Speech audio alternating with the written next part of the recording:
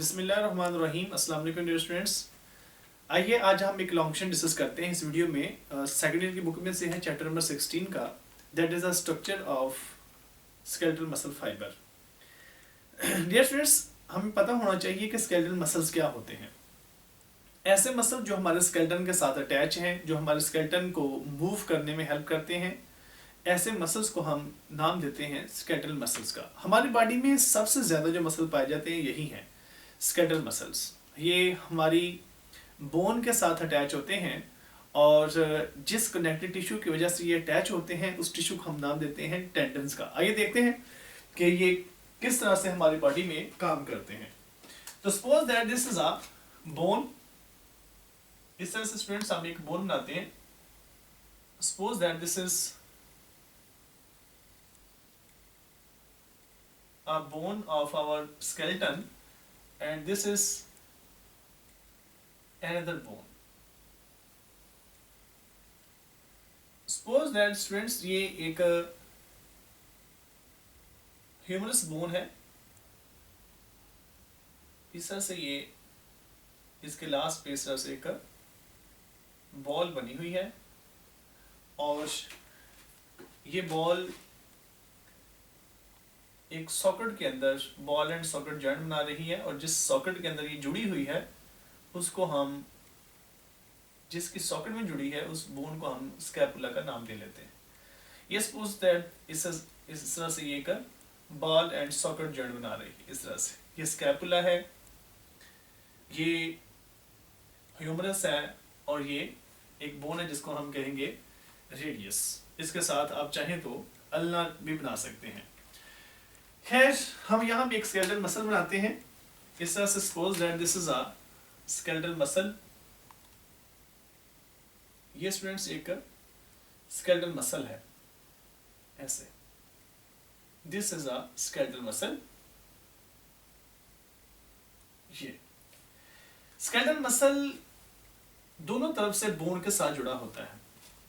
Skeletal muscle का वो हिस्सा जो किसी इमूवेबल बोन के साथ जुड़ा हो, यानी कि ऐसी बोन के साथ जुड़ा हो जो मूव नहीं करती, उसको हम कहते हैं ओरिजिन। मसलन ये स्कैपुला है, ये एक इमूवेबल बोन है, ये इसके साथ एक टेंडन की मदद से जुड़ा हुआ है ऐसे।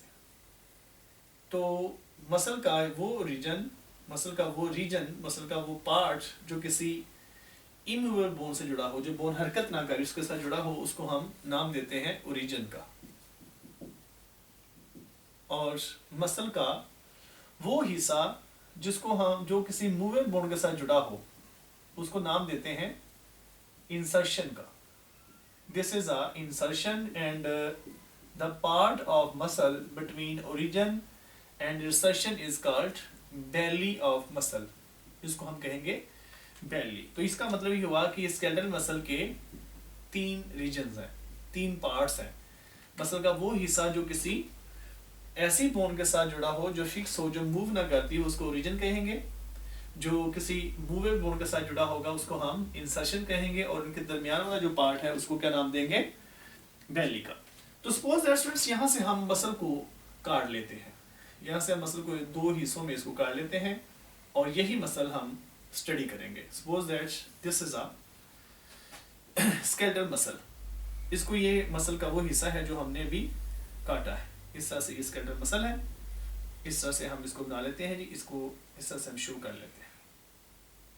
तो डियर स्टूडेंट्स, एक मसल के अंदर बेशुमार मसल बंडल्स पाए जाते हैं ऐसे। इस तरह से ये आप कह सकते हैं कि स्केलेटल मसल का डायसेक्टेड पार्ट है और इसके अंदर ये जो मैंने लाइनें लगा रहा हूँ ये एक्चुअली मसल बंडल्स हैं। इस तरह से यहाँ से आपको ये नजर आ सकते हैं। ये जो काटा हुआ हिस्सा है यहाँ पे आपको ये नजर आ सकते हैं। These are muscle bundles. आप इसको लेबल कर सकते हैं। This is skeletal muscle. Skeletal muscle है जी और these आर मसल बंडल्स।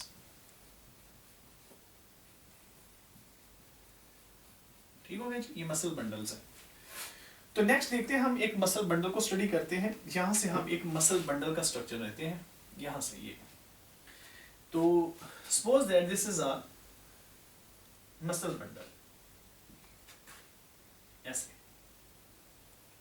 ये स्टूडेंट्स आपके सामने एक मसल बंडल है। इसको मसल बंडल क्यों कहते हैं? क्योंकि इसके अंदर, एक मसल बंडल के अंदर बेशुमार मसल फाइबर्स होते हैं। हम इसके अंदर मसल फाइबर बना लेते हैं, ऐसे। Suppose that this is a muscle fibre. ये स्टूडेंट्स मैंने आपके सामने मसल बंडल के अंदर एक मसल फाइबर बनाया है। This is the next muscle fibre. आप लोग जरा ना इसको ध्यान से सुने जरा, कि आप डायग्राम भी ऊपर ज़्यादा फोकस रखें कि हमें डायग्राम कैसे बनानी है। इस तरह से बेटे, ये आपके पास एक और मसल बंडल है, सॉरी मसल बंडल के अंदर एक और मसल फाइबर है, जिसको हम मसल सेल का नाम भी देते हैं, ऐसे।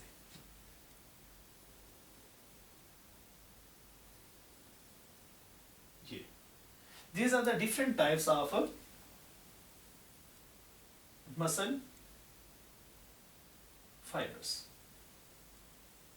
डिफरेंट टाइप्स है, यहाँ पे ये है कि ये सारे एक नहीं है, मतलब ये बंडल हैं, बेशुमार हैं इसमें, ठीक है जी। लेकिन एक बात याद रखिएगा कि एक मसल बंडल के अंदर जितने भी मसल फाइबर होंगे वो स्ट्रक्चर में सिमिलर ही होंगे। इस तरह से हम ये बना सकते हैं। ये एक मसल बंडल के अंदर, this is a muscle bundle, और इस मसल बंडल के अंदर बेशुमार मसल फाइबर्स हैं। These are muscle fibres. एक मसल फाइबर को हम नाम दे सकते हैं मसल सेल का। ये मसल सेल, इसको हम मसल सेल भी कह सकते हैं।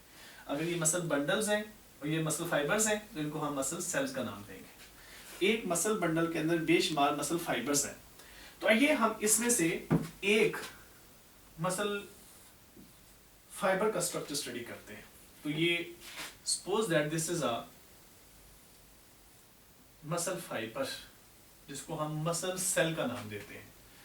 तो सपोज दैट कि इसके ऊपर एक मेम्ब्रेन है, ऐसे। ये एक आपके सामने मसल सेल है।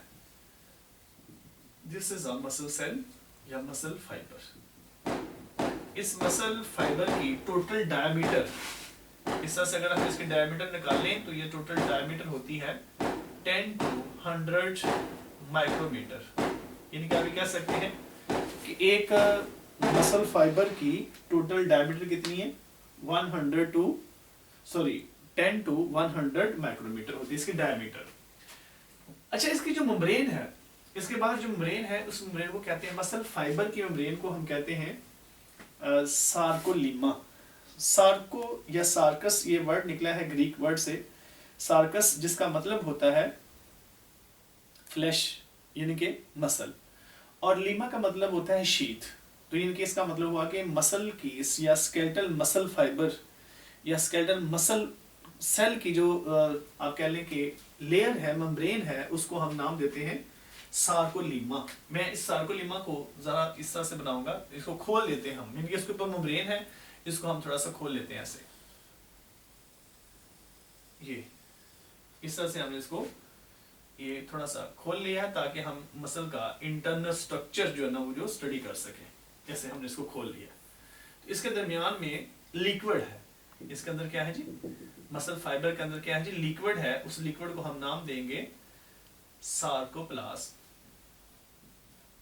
अगेन वही बात, सार्को मीन फ्लैश, प्लाज्म मतलब लिक्विड, यानी कि मसल का लिक्विड या मसल सेल का लिक्विड, उसको हम कहते हैं सार्कोप्लाज्म।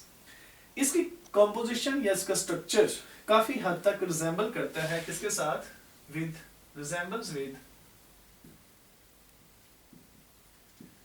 साइटोप्लाज्म। तो ये आप ये कह सकते हैं कि ये बाकी सेल की तरह ये मसल सेल का साइटोप्लाज्म है, लेकिन इसके अंदर दो चीजें पाई जाती हैं, जिसको हम कहते हैं कि इसके अंदर वैसे तो नो डाउट कि इसमें कैल्शियम भी पाए जाते हैं, कैल्शियम मसल कॉन्ट्रैक्शन में हेल्प करते हैं, तो कैल्शियम इसमें काफी ज्यादा होते हैं। इसके अलावा इसके अंदर एक रेड पिगमेंट है जिसको कहते हैं हम मायोग्लोबिन, और मायोग्लोबिन के अलावा इसके अंदर मायोग्लोबिन एक रेड पिगमेंट है जो क्या नाम है इसका, ऑक्सीजन को ट्रांसपोर्ट करने में हेल्प करता है। दूसरा, हमारे मसल्स के अंदर ग्लाइकोजन स्टोर होती है, मसल और लीवर में, इनके अंदर ग्लाइकोजन पाई जाती है। ये दो ऐसे कैरेक्टर हैं जो इसको दूसरे सेल से थोड़ा डिफर करते हैं। तो ये आपके सामने एक मसल फाइबर है। तो मसल फाइबर के अंदर, एक मसल फाइबर के अंदर बेशुमार फिलामेंट्स पाए जाते हैं जिनको हम कहते हैं मायोफिलामेंट्स, या मायोफिलामेंट से पहले एक स्ट्रक्चर है जिसको मायोफैब्रिल कहते हैं। इस तरह से ये स्टूडेंट्स मैंने आपके सामने एक मायोफैब्रिल बनाया है। ये इस तरह से हम एक मसल सेल के अंदर, इसके अंदर हम ये मायोफैब्रिल बना रहे हैं। These are myofibrils within a muscle cell. तो आप इनकी तादाद भी कैलकुलेट कर सकते हैं। मैं अगर आपको एक हिंट दूं तो आप उस हिंट से इसके इनकी तादाद बता सकते हैं कि एक मसल फाइबर में कितने मायोफैब्रिल पाए जाएंगे। मायो मीन मसल, फाइब्रिल मतलब थ्रेड लाइक स्ट्रक्चर्स। तो याद रखिएगा स्टूडेंट्स, मसल फाइबर की टोटल डायमीटर कितनी है, 10 to 100 माइक्रोमीटर, जबकि मायोफैब्रिल की डायमीटर है ओनली 1 to 2 माइक्रोमीटर। इस तरह से ये आप बना सकते हैं, जिसमें these are मायोफैब्रिल्स। ये देखिए मायोफैब्रिल्स है, ठीक है जी, ये मायोफैब्रिल है। तो यहां से अगर हम एक मायोफैब्रिल को थोड़ा सा प्रोमिनेंट कर लेते हैं, ये प्रोमिनेंट कर लिया हमने, ये एक को हमने थोड़ा सा बाहर शो कर लिया कि एक यहां से हम ले लेते हैं मायोफैब्रिल। अब यहां से हम एक मायोफैब्रिल का डायग्राम स्केच करेंगे और उससे हम मसल के बाकी मैकेनिज्म को भी अंडरस्टैंड करेंगे। तो dear students, suppose that this is myofibril, ठीक है जी, ये मायोफैब्रिल है। इसको थोड़ा सा हम यहां से रेज कर लेते हैं, लेकिन आप याद रखिएगा कि इसकी जो टोटल डायमीटर है वो कितनी है, 10 to 100 माइक्रोमीटर, ठीक है जी। और एक मायोफैब्रिल की डायमीटर कितनी है, ओनली 1 to 2 माइक्रोमीटर। ये है आपके सामने एक मायोफैब्रिल,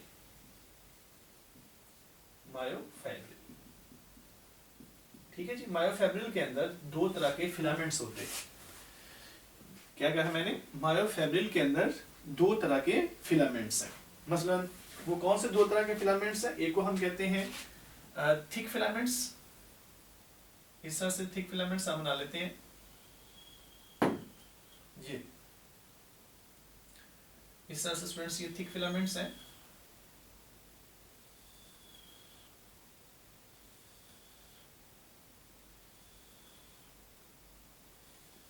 ये देखिए, these are thick filaments। यहां भी हम थिक फिलामेंट्स बना लेते हैं ऐसे,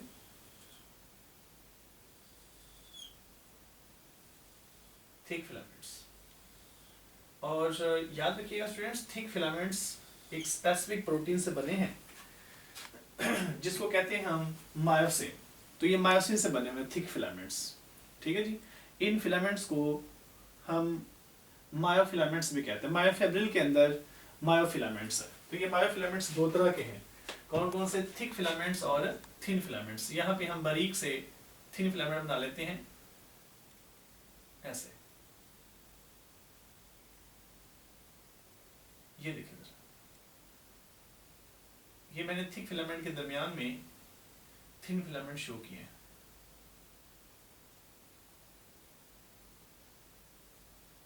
ये देखिए, ये थिन फिलामेंट्स आपस में एक दूसरे के साथ जुड़े होते हैं, यानी कि आप ये कह सकते हैं कि इनके दरमियान में एक लिंक होता है जिसको नाम देते हैं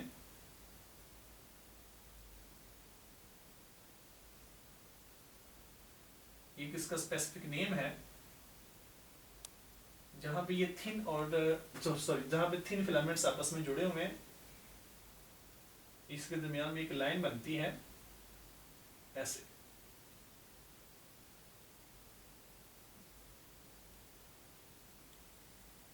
ये जरा गौर करें, आपको ये क्लियर हो जाएगा, जिसको जी लाइन का नाम देते हैं इस तरह से।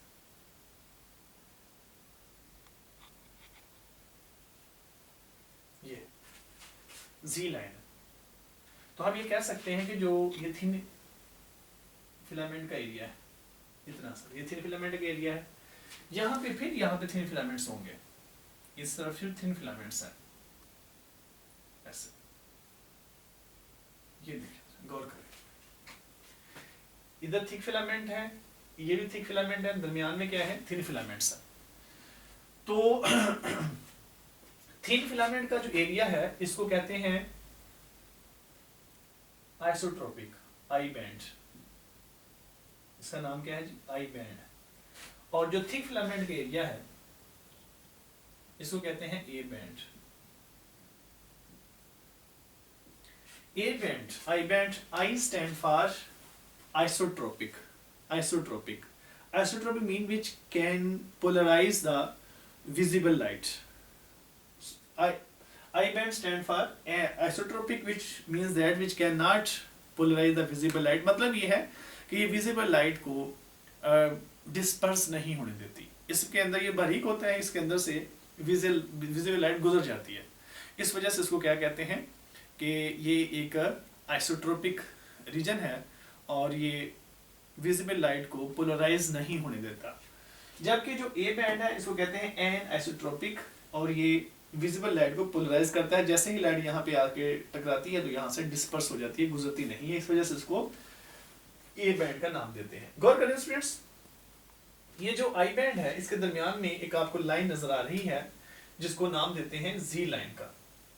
यहाँ पे ये जुड़े हुए हैं आपस में, जी लाइन।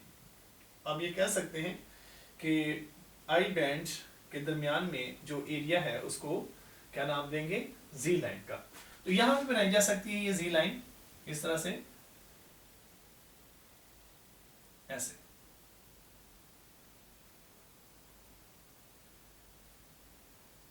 इस तरह से स्टूडेंट्स ये बनाई जा सकती है जी लाइन।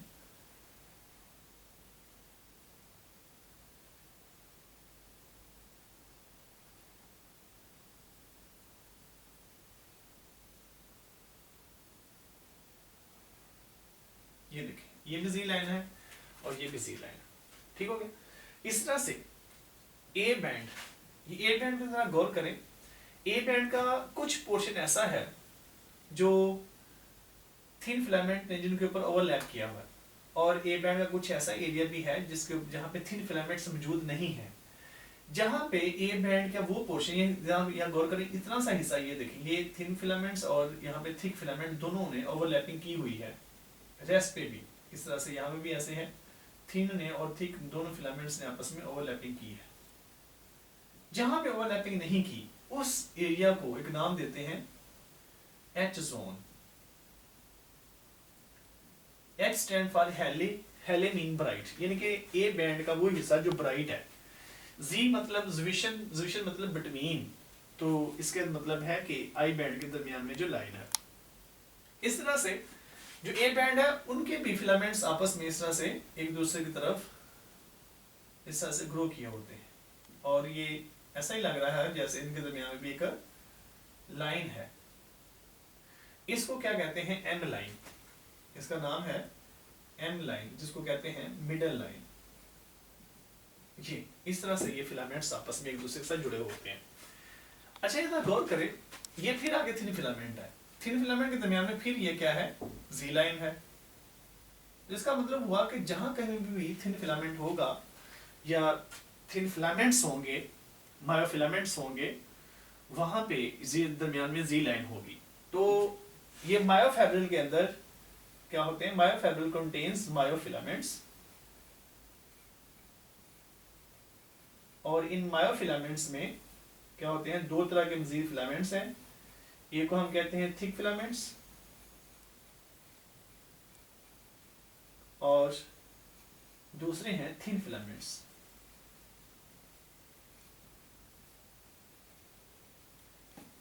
ठीक है जी। जो थिक फिलामेंट है it is made up of myosin protein, और जो थिन फिलामेंट होता है इसमें डिफरेंट टाइप की प्रोटीन पाई जाती है, लेकिन इसमें जो मेन प्रोटीन है वो एक्टिन प्रोटीन है। ये नेक्स्ट हम इससे अगले लेक्चर में ये डिस्कस करेंगे। तो इस तरह से ये मायोफैब्रिल के अंदर दो तरह के फिलामेंट्स हैं। तो यहाँ पे एक और इम्पोर्टेंट बात कि दो जी लाइन के दरमियान जो डिस्टेंस है इसको कहते हैं सार्कोमियर। सार्कोमियर, आपसे ये पूछा जा सकता है व्हाट इज सार्कोमियर, तो आप कहेंगे the distance between two Z lines is called as sarcomere, और it is a contractile unit of skeletal muscle fibre. यानी कि जब हमारे मसल कॉन्ट्रैक्ट करते हैं तो ये जी लाइन ही वो स्ट्रक्चर्स होती हैं जो कॉन्ट्रैक्ट करती हैं और जिनकी वजह से इनकी आप कह सकते हैं कि जो मसल है वो कॉन्ट्रैक्ट करता है। याद रखिएगा मसल कॉन्ट्रैक्शन के दौरान ये थिक फिलामेंट्स जो जिसको हम ए बैंड कहते हैं ये स्लाइड नहीं करते, बल्कि जो थिन फिलामेंट्स होते हैं ये स्लाइड करते हैं ओवर दी थिक फिलामेंट्स। यानी कि ये स्लाइड करेंगे, ये इस तरह से ये थिन फिलामेंट्स जो है वो थिक फिलामेंट के ऊपर स्लाइड करते हैं मसल कॉन्ट्रैक्शन के दौरान। तो ये स्टूडेंट्स ओवरऑल एक स्केलेटल मसल फाइबर का एक आपके सामने स्ट्रक्चर है जिसको हम कह सकते हैं कि हमने स्ट्रक्चर पेश किया। अच्छा, इससे जो अगला टॉपिक है ना वो इसके मुतालिक ही है कि मायोफिलामेंट्स का अल्ट्रा स्ट्रक्चर, यानी कि थिक फिलामेंट्स और थिन फिलामेंट्स किस तरह से मजीद कंपोज होते हैं उसके बारे में इंशाअल्लाह हम नेक्स्ट लेक्चर में डिस्कस करेंगे। यहाँ तक एक लॉन्ग क्वेश्चन मुकम्मल हो चुका है। नेक्स्ट भी आपको ये स्ट्रक्चर जो अल्ट्रा स्ट्रक्चर है मायोफिलामेंट्स का वो लॉन्ग क्वेश्चन के तौर पर पेपर में पूछा जा सकता है।